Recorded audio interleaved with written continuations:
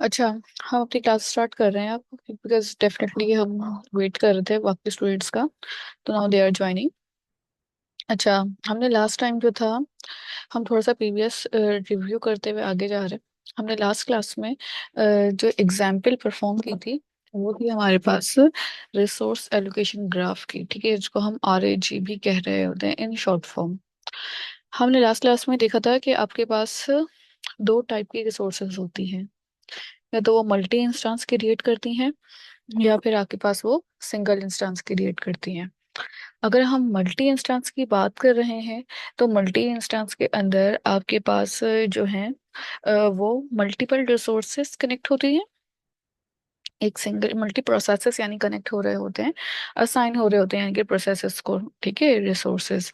और अगर single instance की बात की थी, तो सिंगल इंस्टेंस में आपके पास एक ही प्रोसेस होता है, और वो एक ही रिसोर्सेस से आप ले रहे होंगे। ठीक है।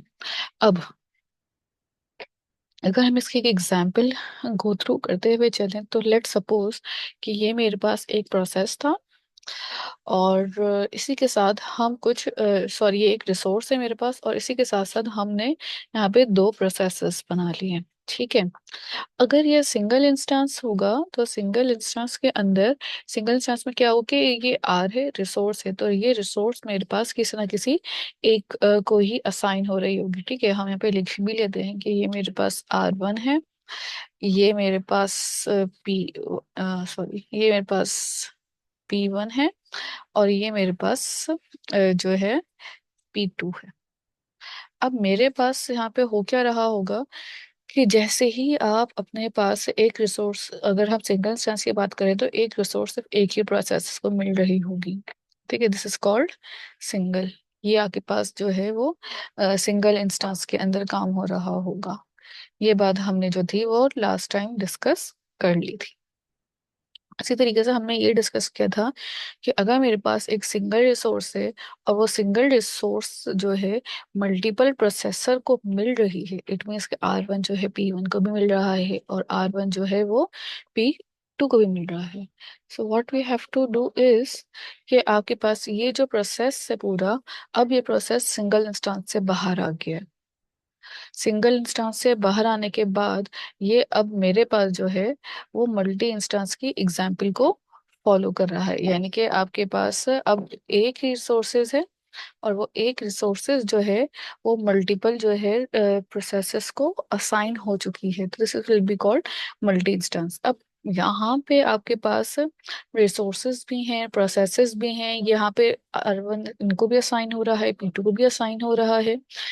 But the actual problem is कि मेरे पास यहाँ पे प्रोसेसेस रिक्वेस्ट किसकी कर रहे हैं।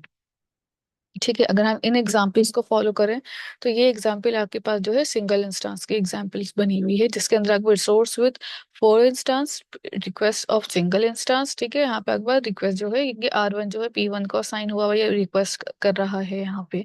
Process is a circle resource type. ठीक है, ये बातें हम पहले भी हमें पता है अब कि रिसोर्सेस जो हैं वो आपके पास स्क्वायर बॉक्सेस में रिप्रेजेंट होती हैं। सर्किल के अंदर आप प्रोसेसेस को रिप्रेजेंट करते हैं, और इसके अंदर dots represent number of instances of the resource in type.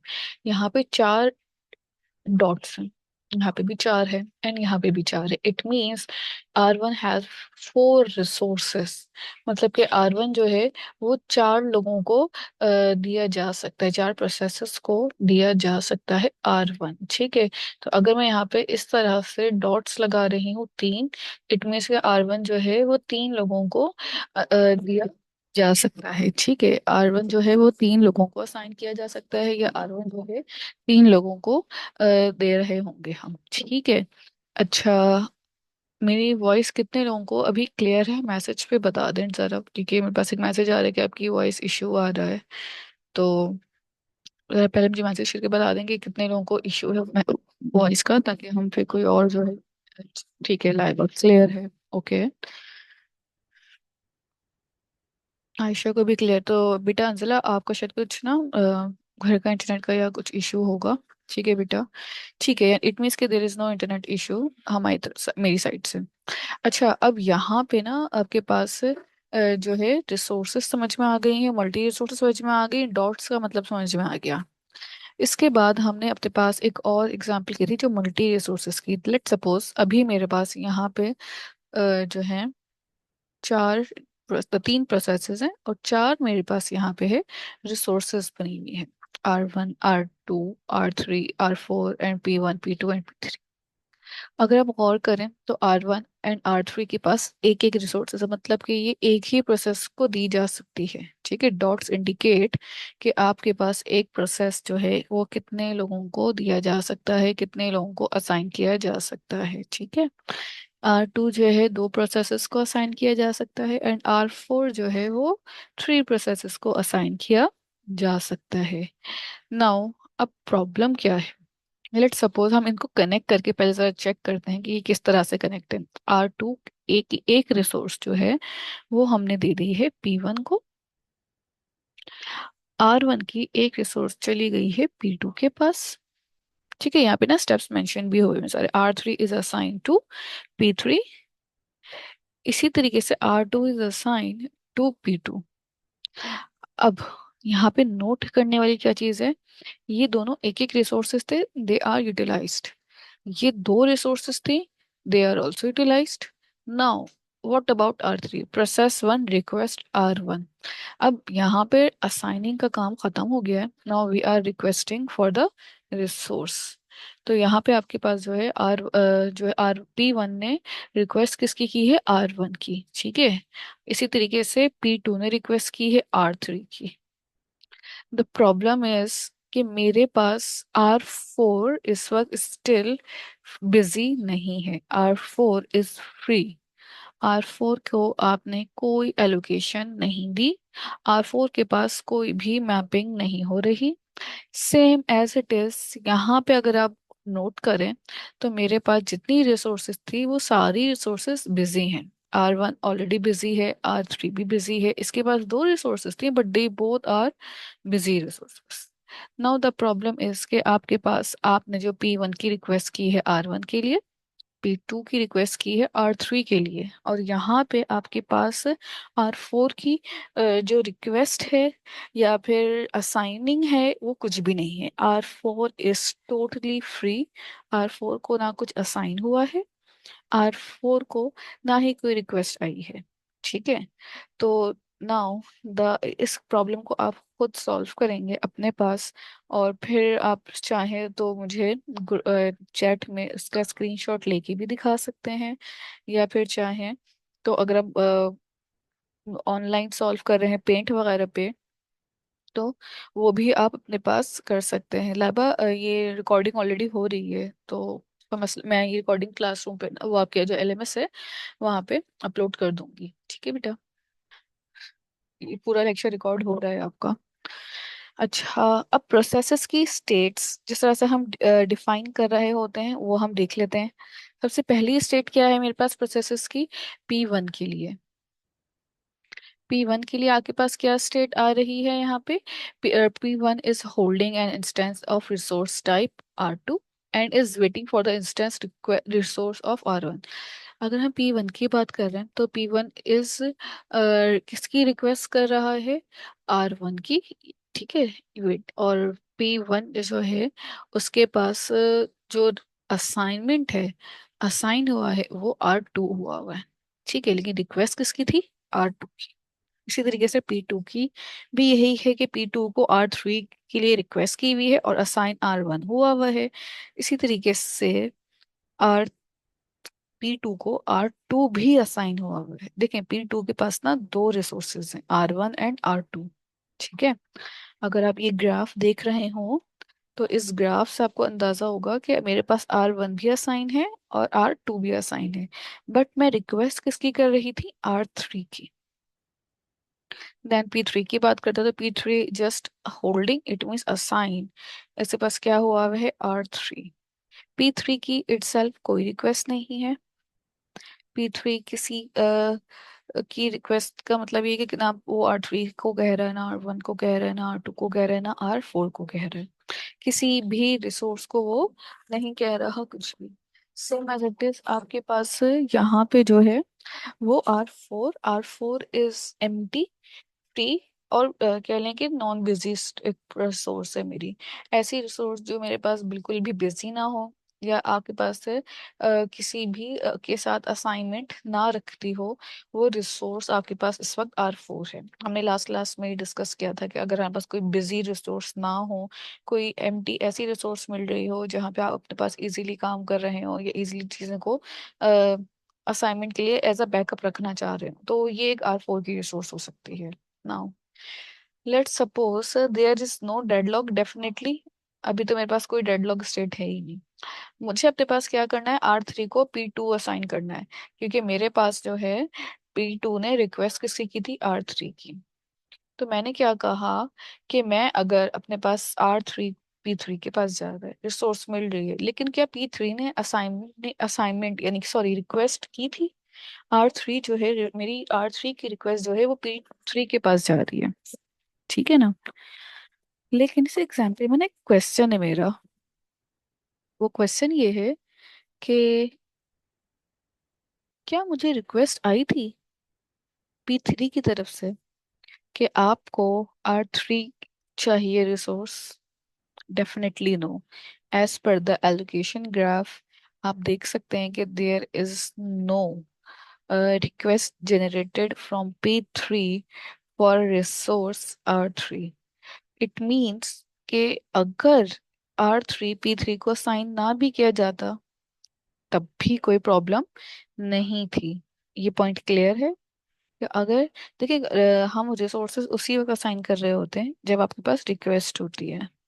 हमने एक सिनेरियो बना लिया जिस सिनेरियो के अंदर हमने R3 P3 को दिया हुआ है। इस तरह का सिनेरियो आपके पास अगर बना हुआ है, तो अब मुझे किस तरीके से उस सिनेरियो को ओवरकम करना है कि मैं अपने पास अपनी रिसोर्सेज को फ्री करवाऊं, बिकॉज जिनकी जो रिसोर्सेज ना बिजी हैं उन्हीं की रिक्वेस्ट है। R4 फ्री है, इसकी कोई रिक्वेस्ट ही नहीं है। तो मुझे अपने पास ना कोई ऐसा सिनेरियो डिजाइन करना है जिसमें R1 और R3 को मैं फ्री करूं, क्योंकि R1 और R3 की ही रिक्वेस्ट जो है हमारे पास यूज होंगी या हम यूज कर रहे होंगे। तो R1, अगर हम P1 से देखें तो P1 को R1 चाहिए, और यहाँ से देखें तो P2 को R3 चाहिए।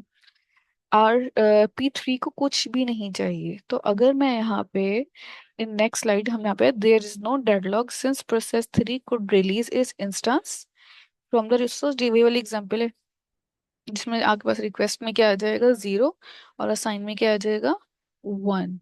ठीक है।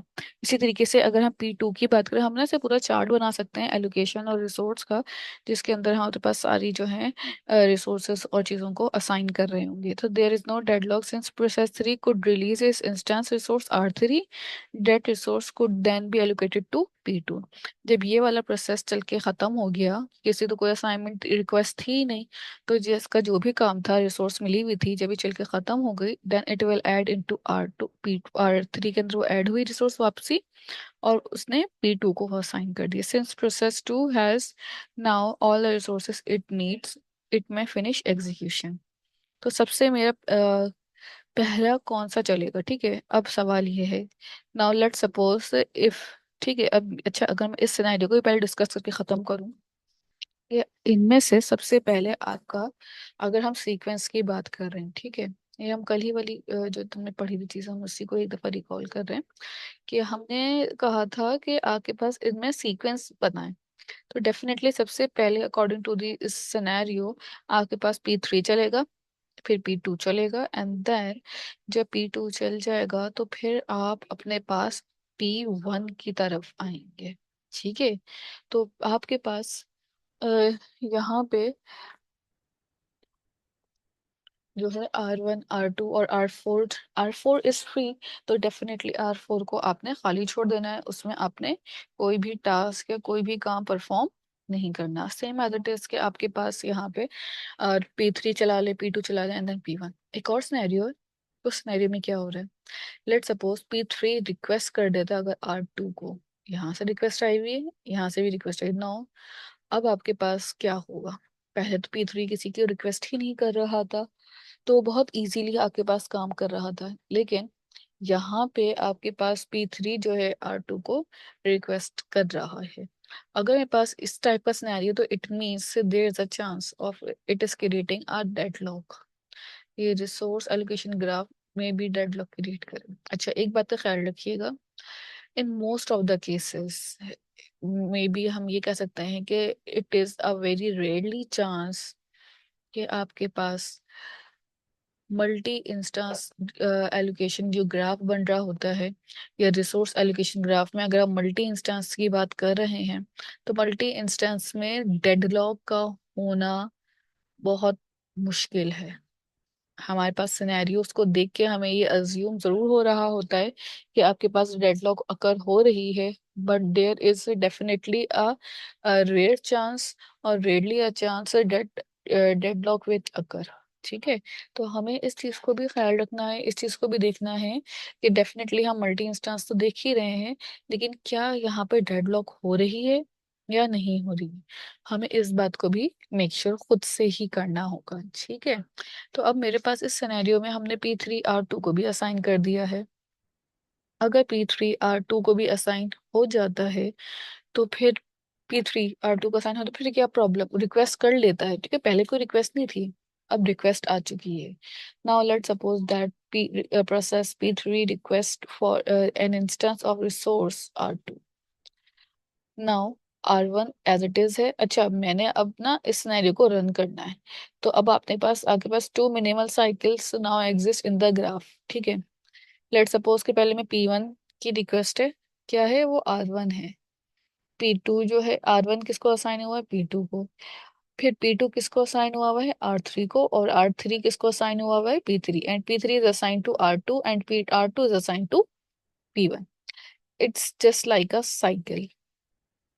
दूसरा सिनेरियो क्या आ सकता है कि मैं यहाँ से स्टार्ट करूँ, लेट सपोज P3 कहाँ जा रहा है, R3 पे, यही वाला है। R3 पे जाने के बाद वो कहाँ जा रहा है, P3 पे, P3 आ गए। P3 कहाँ जा रहा है, R2, and R2 is going to P1। इस सिनेरियो में मैंने अपने पास R1 को नहीं इंक्लूड किया। इंक्लूड ना करने की वजह क्या है, R2 पे मैंने अपने पास स्टॉप क्यों किया, क्योंकि this part I am assuming कि this part may be create a deadlock or a cycle that will be used, और कह लें कि वो डेडलॉक कंडीशन के अंदर आपको ले जा सकता है। तो मेरे पास हमने खुद अज्यूम किया है कि अगर हम साइकिल चेक करें, देखें बना के कि क्या यहाँ पे डेडलॉक हो रही है, क्या यहाँ पे डेडलॉक अकर हो रही है, तो डेफिनेटली मुझे देखने में और साइकिल रन करने के हिसाब से तो यहाँ पे लग रहा है कि मेरे पास डेडलॉक जो है अकर हो रही है। नाउ लेट्स रन कि क्या अगर हम इसको सॉल्व करें तो क्या होगा। Process P1 P2 and P3 are now deadlock. Definitely अगर हम इस सिनेरियो को देखें, डेफिनेटली यहीं से अंदाजा हो गया था कि ये डेडलॉक क्रिएट कर रहा है, क्योंकि every solution every part is going into a cycle, ये ए साइक्लिक नहीं है। अब ये एक डेडलॉक कंडीशन है।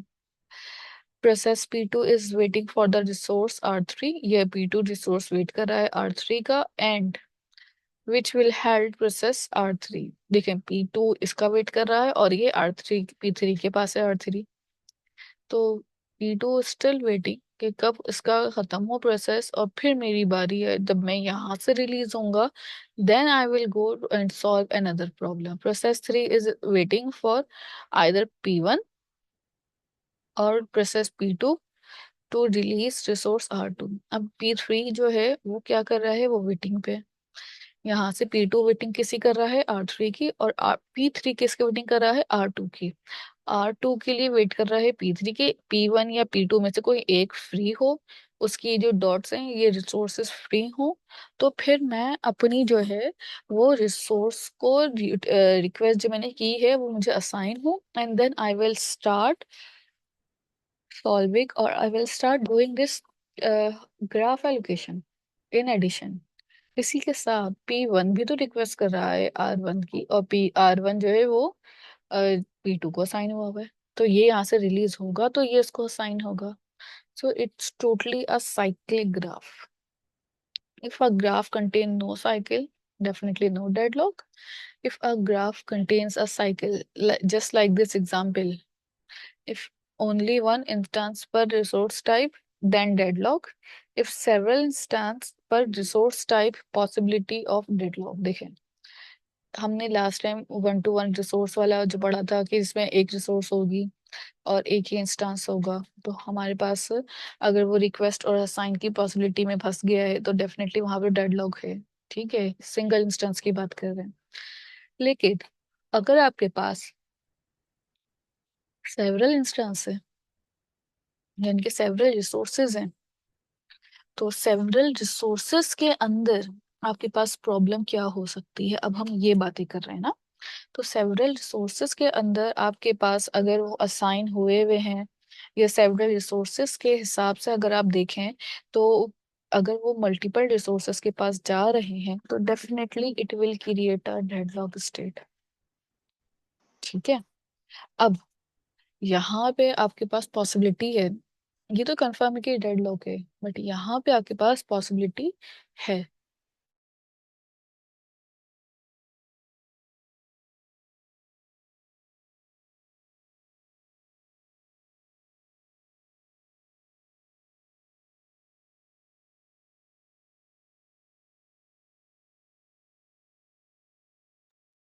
अच्छा, इसके बाद आपके पास मेथड्स ऑफ हैंडलिंग डेडलॉक आ जाता है। हमने देखा कि मल्टी इंस्टेंस के अंदर भी हमारे पास जो है डेडलॉक क्रिएट हो रही है, और नॉन मल्टी सिंगल इंस्टेंस के अंदर भी आपके पास डेडलॉक क्रिएट हो रही है। हमारे पास क्या क्या मेथड्स थे डेडलॉक से प्रिवेंशन या डेडलॉक हैंडलिंग के लिए, अब हम उनकी बात कर लेते हैं। Preventions, avoidance and detection. ये स्लाइड जो थी जिसके अंदर हमने स्ट्रेटजीज देखी थी कि इग्नोर, अलाउ और इग्नोर। अब यहाँ पे ना 3 मेथड्स हैं आपके पास, हम इसको नेवर भी कह रहे होते हैं, कि ये हम पहले भी डिस्कस कर चुके थे। एक्चुअली चीज थी वो ये वाली थी कि इसमें हमने mutual exclusion, hold and wait, और साथ में कहा था कि आपके पास नॉन प्रेम्पशन और सर्कुलर वेट होगा। इसके बाद आपके पास आपने जो चीजें पढ़ी थी वो थी डेडलॉक अवॉइडेंस। अब यहाँ पे आपके पास ना, हम यहाँ से पढ़ रहे थे एक्चुअल में, लास्ट टाइम भी हमने यहाँ पे स्टॉप किया था। तो हुआ क्या था उस वक्त आपके पास कि यहाँ पे if we have clear knowledge of how resource will be requested and it's possible to determine if we are entering an unsafe state। ठीक है, अगर हम किसी अनसेफ स्टेट पे हैं या किसी अनसेफ स्टेट पे जा रहे हैं, तो उसकी पॉसिबिलिटीज क्या क्या हो सकती हैं, या किस तरीके से हम अपने पास इस रिसोर्स के अंदर काम कर सकते हैं, तो हम इन चीज़ों के बारे में बात करनी है। अनसेफ स्टेट क्या है, सेफ स्टेट क्या है, और डेडलॉक, ये 3 पॉइंट्स हैं हमारे पास, पॉसिबिलिटी पॉसिबल स्टेट्स जो होती हैं। पहली स्टेट तो डेफिनेटली आपके पास है डेडलॉक स्टेट। अगर हम डेडलॉक स्टेट की बात कर रहे हैं, तो deadlock state basically no forward progress can be made. कोई फॉरवर्ड प्रोग्रेस नहीं होगी, आप उसी साइकिल के अंदर ही मूव करते रहेंगे और आप आगे नहीं बढ़ सकते, अगर हम अपने पास डेडलॉक की बात कर रहे हैं। अनसेफ स्टेट की अगर हम बात करें, तो अनसेफ स्टेट में आपके पास क्या है, अ स्टेट डेट में अलाउ डेडलॉक। अनसेफ स्टेट वो स्टेट होती है जिसमें आपके पास चांसेस हैं कि deadlock will occur, there is a possibility of occurring a deadlock. Safe state क्या है, सेफ स्टेट में a state is safe if a sequence of processes exist. ठीक है, आपके पास सीक्वेंस ऑफ प्रोसेसेस जो हैं एग्जिस्ट करेंगे, such that there are no enough resources, ठीक है, enough for the first to finish. अच्छा, ये वही वाली बात है, अगर हम सेफ स्टेट की बात करें, जिस सीक्वेंस में हमने अपने पास रिसोर्स एलोकेशन करके हमने सॉल्व किया था ना, तो वो वाली जो स्टेट है, जैसे पहले P3 चल रहा है, फिर P2 चल रहा है, फिर P1 चल रहा है, तो वो वाली जो स्टेट्स थी, वो स्टेट्स आपके पास बेसिकली जो है कहला रही थी आपके पास कि ये सेफ स्टेट है। आपने सेफली पहले वन प्रोसेस चलाया, फिर सेफली दूसरा प्रोसेस चलाया, सेफली तीसरा प्रोसेस चलाया। तो यहाँ पे भी कहा जा रहा है कि a safe state is if a sequence of process exists such that there are enough resources for the first to finish। अगर आपके पास ना इनफ डेफिनेटली रिसोर्सेज होने चाहिए इसको फिनिश करने के लिए, and such each finished and release its resources they are enough for the next to finish। जब आपके पास एक रिसोर्स फिनिश हो जाएगी, देन आपके पास अगली जो नेक्स्ट रिसोर्स होगी उसके लिए आपके पास इनफ जो है रिसोर्सेस अवेलेबल हो, क्योंकि हम अपने पास जो रिमेनिंग बच रही थी रिसोर्सेस उनको एड अप कर रहे थे। ठीक है, तो जो एडअप मैकेनिज्म था उसकी वजह से आप अपने पास यहाँ पे ये काम कर सकते हैं। The rule is simple, if a request allocation would cause an unsafe state, don't honour the request. ठीक है, अब यहाँ पे ना साफ कह दिया है कि एक सिंपल सा रूल बस आप याद रखें डेडलॉक से अवॉइडेंस करके, आपको अगर लग रहा है कि किसी चीज की एलोकेशन से, अगर आपको लग रहा है कि किसी चीज की एलोकेशन से अनसेफ स्टेट पे आप जा सकते हैं, so don't honour that request. It means कि आपने उस रिक्वेस्ट को देना ही नहीं है, आप उस रिक्वेस्ट को दे ही ना। और अगर वो रिक्वेस्ट चली गई है तो अब आपने उसकी प्रिवेंशन करनी पड़ी। ठीक है, तो आप किस तरीके से उस रिक्वेस्ट को प्रिवेंट करते हैं, अब हम वो आगे नेक्स्ट स्लाइड में देखेंगे कि definitely if it is a chance कि मुझे पता है कि अगर मैंने ये रिक्वेस्ट करी तो डेडलॉक अकर होगा, बट अगर मैं ये रिक्वेस्ट नहीं करता तो फिर मेरे रिसोर्सेस फुल नहीं होंगे, तो मैं ये टास्क परफॉर्म नहीं कर सकूंगा। तो दोनों चीजों में आपके पास जो है आपने करना ही करना होगा। तो अब प्रिवेंशंस के अंदर हम देखेंगे कि किस तरीके से हम अपने पास इस चीज को ओवरकम कर सकते हैं। यहाँ पे एक छोटा सा आपके पास नोट है, a safe state is not a deadlock state. Safe state definitely एक डेडलॉक स्टेट नहीं होती है। Conversely a deadlock state is unsafe state. जो डेडलॉक स्टेट होगी वो अनसेफ स्टेट है। Not for all unsafe states are deadlock, ये भी याद रखिएगा। मल्टी इंस्टेंस के अंदर आपके पास सारी स्टेट्स जो है वो डेडलॉक की स्टेट्स नहीं होती हैं। ठीक है, कुछ ऐसे भी स्टेट्स होती हैं जो सॉल्व होने के साथ जब हम उसको रिसोर्सेस एलोकेट कर रहे होते हैं, सॉल्व करते करते, तो वो डेडलॉक से बाहर आ जाती हैं। अनसेफ स्टेट में lead to the deadlock. Definitely अगर वो अनसेफ स्टेट में है तो देयर इज अ चांस कि आपके पास वो डेडलॉक में जा सकती है। Safe unsafe deadlock state space. So basically ये आपके पास सेफ स्टेट है जहां आपके पास ज्यादातर प्रोसेसेस का जो पार्ट है वो स्मूथली रन हो रहा होता है। अगर हम इस वाली स्टेट की बात कर रहे हैं तो this state is a unsafe state, और इस अनसेफ स्टेट के अंदर आपके पास जो है डायरेक्टली जितने भी आपके पास कह लें कि, जफर अपना माइक बंद रखें, और अगर आपको कोई प्रॉब्लम है माइक बंद रखने में तो आप मीटिंग लीव कर दीजिए प्लीज। ठीक है, I hope it is clear to you. और इसके अलावा जो आपकी अनसेफ स्टेट है, अनसेफ स्टेट के अंदर आपके पास ये ऑप्शन है, देख लें कि आपके पास सेफ स्टेट का जो मार्जिन है, जो स्पेस है वो ज़्यादा है, और अनसेफ स्टेट की जो स्पेस है वो आपके पास कम है। ठीक है, इसी के साथ आपके पास यहाँ पे डेडलॉक है। डेडलॉक के लिए आपके पास एक स्मॉल बॉक्स है, it means there is a small amount of chances that deadlock will occur. ठीक है, तो अब आपने यहाँ पे ये देखना होता है कि आपके पास डेडलॉक अकर हो रहा है या नहीं हो रहा है। ठीक है, अच्छा, यहाँ पे आपकी मीटिंग एंड होने वाली है, तो आप दोबारा सेम लिंक से जो है मीटिंग ज्वाइन कर लीजिए, एंड देन फिर हमारे पास जो है यहाँ से इसके फैक्ट्स जो है वो कंटिन्यू कर लेंगे। बिल्कुल, बस अभी थोड़ा टाइम है, हम फैक्ट्स कवर कर लेते हैं इसी मीटिंग के अंदर। If a system is in a safe state, no deadlock, possibility deadlock or avoidance may show ensure that system will never enter to an कहाँ पे होगा अनसेफ स्टेट पे।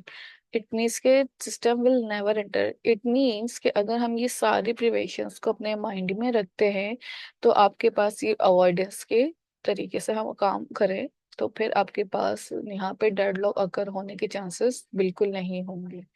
लेकिन अगर हमने ये प्रिवेंशन, इनकी जो अवॉइडेंस टेक्निक है, इनको फॉलो नहीं किया तो definitely there is a chance कि आपके पास डेडलॉक अगर हो सकती है। ठीक है, यहाँ पे एक छोटा सा एल्गोरिदम है जो इसी से रिलेटेड है। पहले आप मीटिंग दोबारा से ज्वाइन कर लें, देन हम इस एल्गोरिदम को स्टार्ट करेंगे। ठीक है, यहाँ पे ये वाली मीटिंग एंड हो रही है। अच्छा, मीटिंग एंड करने से पहले आप लोगों से मुझे हाँ, हम अपने पास जो है अभी जो सी की प्रिवेंशन के लिए एक और एल्गोरिदम पढ़ेंगे। इस एल्गोरिदम का नाम हमारे पास है बैंकर एल्गोरिदम। ठीक है, मैं यहाँ पे एंड कर रही हूँ, फिर नेक्स्ट मीटिंग में हम इसको कंटिन्यू करेंगे। ओके।